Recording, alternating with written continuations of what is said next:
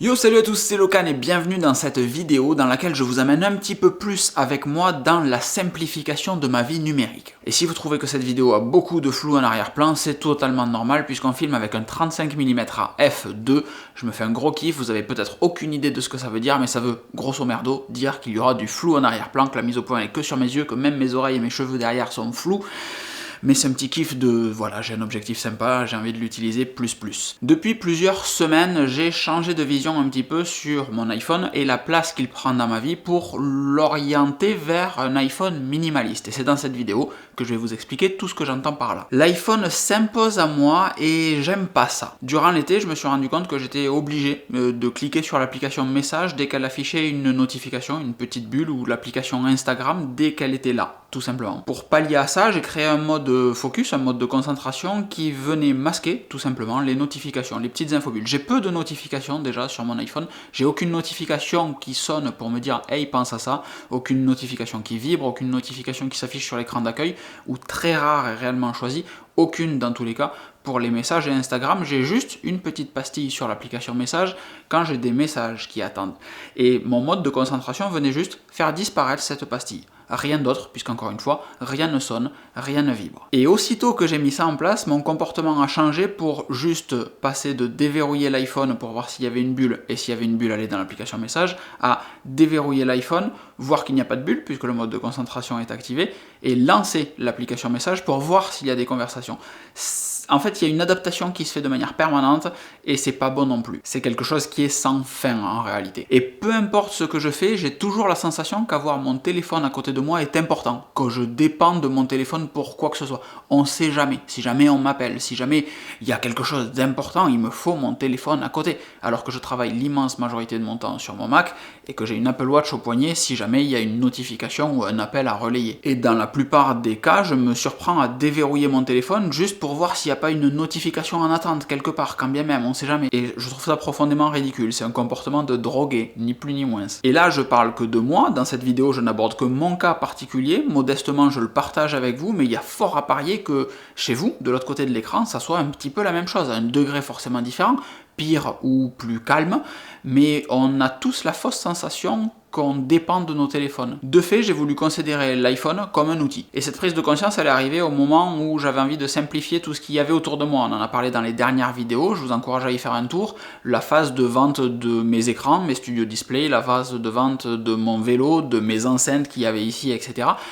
Et c'est pour ça que je titre cette vidéo et l'article associé, dont vous avez le lien dans la description, mon iPhone minimaliste, parce que c'est arrivé en même temps que ma volonté de simplifier et de minimaliser ce qu'il y a dans ma vie. Et mon iPhone ne doit être qu'un outil. Je l'utilise quand j'en ai besoin, de la même manière qu'un marteau ou un tournevis. Ils sont rangés et quand j'en ai besoin, je vais les chercher pour les utiliser, pour l'usage spécifique pour lequel ils sont prévus, et je les re-range quand j'ai fini de les utiliser. Alors ça, c'est la théorie, parce que j'ai déjà eu ce discours avec vous, il y a des années de ça, 2019, par là, quelque chose comme ça, et j'ai ressombré quelques semaines plus tard. Il y a la théorie, il y a la pratique. Donc comme je vous disais, je travaille l'immense majorité du temps sur mon Mac et j'ai toujours une Apple Watch au poignet, donc l'idée, encore une fois, est de laisser mon iPhone à un endroit, sur une table, sur la baie réseau qu'il y a derrière et qui est la zone de chargement de la maison également, mais le poser et n'aller le chercher que quand j'en ai besoin. L'immense majorité des choses que je fais sur mon iPhone, je peux les faire sur l'ordinateur si j'ai des choses à faire au moment où je suis sur l'ordinateur,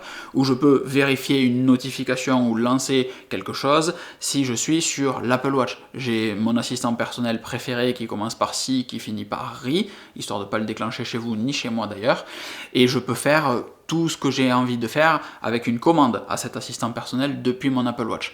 De fait, l'iPhone reste posé à un endroit. Et au moment où j'écris ces lignes, il est sur la table du salon à 3 mètres de moi, exactement là où je suis en train de tourner maintenant, alors qu'avant, il aurait été immédiatement à côté de moi sur le canapé. Bon, la blague, c'est que pour faire le plan que vous venez de voir, j'ai dû me lever, attraper l'appareil photo qui était littéralement à côté de l'iPhone pour pouvoir faire le plan de l'iPhone qui lui était resté sur la table. Bon, Ça, vous n'êtes pas censé le savoir. Et pour aller dans ce processus de désintoxication, il faut masquer les applications chronophages. C'est du moins ce que moi j'ai dû faire. Parce que ne plus avoir mon téléphone tout le temps sur moi, c'est juste la première étape. C'est juste ça. Parce que les fois où il est avec moi, quand je suis pas à la maison, quand je suis au travail, quand je suis en déplacement, peu importe, et bien, il faut être suffisamment fort pour ne pas le déverrouiller tout le temps pour vérifier qu'il y ait une notification sur ce fameux écran d'accueil. Et donc ce que j'ai fait, c'est que j'ai tout simplement supprimé les applications qui étaient sur l'écran d'accueil et que je n'utilisais pas tous les jours. J'ai une page avec uniquement les applications que j'utilise tous les jours ou les applications où j'ai besoin d'accéder très rapidement les fois où j'ai besoin d'accéder. Typiquement l'application Maps, j'ai besoin d'y accéder très rapidement.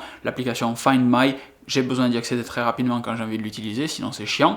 Et toutes les autres applications, soit je passe par une fonction recherche, je slide vers le bas, je tape ce que je veux et j'accède à l'application, soit je vais sur le catalogue d'applications qui se trouve sur la page d'à côté pour accéder à toutes mes applications, et généralement je retrouve Messages et Instagram là, sans les petites bulles, puisque les bulles n'apparaissent pas dans la librairie d'applications. Bon, ça c'est configurable, vous en faites ce que vous voulez, mais ça a été ma configuration à moi. Si je slide, j'ai pas les bulles dessus, donc je peux me balader dedans, c'est pas tentant de me dire « Ah, j'avais une notification sur les messages ou Instagram, il faut que je clique dessus ». Non, je vois juste les applications, j'ai envie d'y aller, j'y vais, j'ai pas envie d'y aller, mais j'ai plus le problème maintenant pour slider et verrouiller et repasser à autre chose dans ma vie. Et ça peut paraître très bête, mais ça fait toute la différence, parce que quand je déverrouille mon téléphone, j'ai juste les applications que j'ai besoin potentiellement devant moi, et j'ai pas l'application Message ou Instagram qui attendent et qui disent « Clique sur nous s'il te plaît, clique sur nous, juste histoire de voir, on sait jamais ». Non, j'ai pas ça, et ça, juste ça, c'est vraiment cool. Cette imitation d'application Message et Instagram restera dans les annales. Et le pendant de ça, c'est que j'ai aussi communiqué à mes proches que s'il y avait quelque chose d'urgent et d'important, il fallait m'appeler. Vous aurez vu que l'application téléphone n'est même pas sur mon écran d'accueil. C'est un smartphone, littéralement, ça pourrait être un iPad en fait, qui tient dans une poche, c'est la seule différence. J'ai communiqué encore une fois à mes proches que s'ils devaient me contacter pour quelque chose d'urgent et d'important, il fallait m'appeler. Si c'est ni urgent ni important, ou que l'un des deux, eh bien le message est là et ils attendront que juste je sois disponible pour répondre aux messages. Parce qu'on oublie beaucoup trop souvent que l'application Message, les messages de manière générale, ce n'est pas de la messagerie instantanée, c'est de la communication asynchrone. Et le but du jeu, c'est justement de ne pas déranger la personne d'en face et de ne pas supposer que la personne d'en face ne fait que attendre que vous la contactiez, comme un appel. Un appel, c'est synchrone. Vous dites allô, on dit allô de l'autre côté, etc. Et les messages, justement, l'intérêt, c'est de s'affranchir de ça. Et je deviens peut-être vieux, mais en fait, c'est un truc que je kiffe vachement maintenant, c'est d'utiliser une application un peu comme Message, mais que j'utilisais très peu, qui est FaceTime. Pourquoi je dis un peu comme Message? Parce que les deux sont arrivés en même temps sur les iPhones. Quand Apple a présenté iMessage, ils ont aussi présenté FaceTime pour faire de l'audio et de la vidéo. Et je kiffe de plus en plus ça. Pas juste avoir un pote qui m'appelle et échanger avec. Déjà, c'est vachement mieux d'échanger par téléphone ou d'entendre la voix de la personne en face plutôt que juste échanger à l'écrit. C'est vachement plus cool. Donc je prends davantage de temps pour dire « Hey, on se fait un point dans la semaine » et mon pote m'appelle quand il est disponible, etc. On se cale un créneau et on fait un point téléphonique, c'est vachement plus qualitatif. Mais le kiff du kiff, réellement, c'est le FaceTime. Ça dure 2 minutes, peut-être, pour juste échanger 2-3 conneries.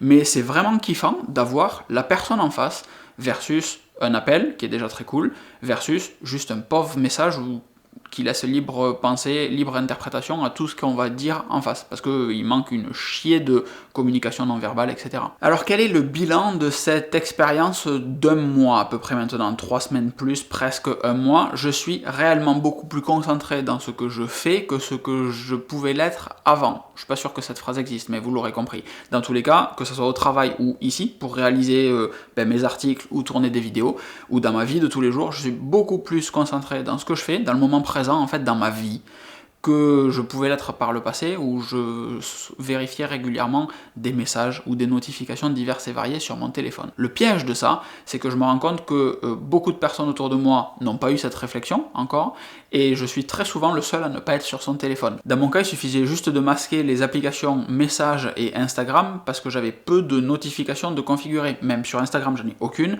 et sur Messages, j'avais juste les petites pastilles. Pour beaucoup des personnes qui me regardent, merci si vous êtes là, c'est très cool, l'immense majorité du travail consistera déjà à désactiver les notifications, parce que par défaut, beaucoup de personnes activent les notifications pour tout et pour rien. Donc la première étape, c'est peut-être de désactiver les notifications sur Instagram, sur les messages, les notifications qui sonnent, qui vibrent, qui pop sur l'écran verrouillé. Enlevez tout ça, comme ça vibre plus sur votre montre non plus, ça vibre plus sur votre téléphone et vous avez les notifications uniquement quand vous déverrouillez le téléphone. C'est déjà une première étape si vous êtes autant dans les notifications. Après, chacun fait ce qu'il veut de sa vie et de ses appareils numériques. Moi, je ne fais que modestement partager ma propre expérience avec vous. Et si ça sollicite des questions ou des interrogations, je me ferai un plaisir d'y répondre si vous les postez dans les commentaires. Et si vous voulez suivre la suite de mes aventures numériques, évidemment, abonnez-vous à cette chaîne YouTube, abonnez-vous à mon compte Instagram dont vous avez le lien dans la description. Et si vous avez trouvé cette vidéo sympa, vous pouvez aller un petit peu plus loin pour soutenir la chaîne, soit en faisant un don en bas à droite de la vidéo YouTube, soit en utilisant le lien traqué, locan.jp/Amazon pour Amazon, qui vous permet de faire vos achats sur Amazon et Amazon me reverse une petite commission. J'espère sincèrement que cette vidéo vous aura plu, même si elle était à 35 f2 et qu'il y a du flou partout, j'ai pas allumé les lumières, etc. Il fait beau aujourd'hui, donc la baie vitrée est ouverte devant moi. On tourne des vidéos debout comme à l'ancien temps de locan.fr avant le JP.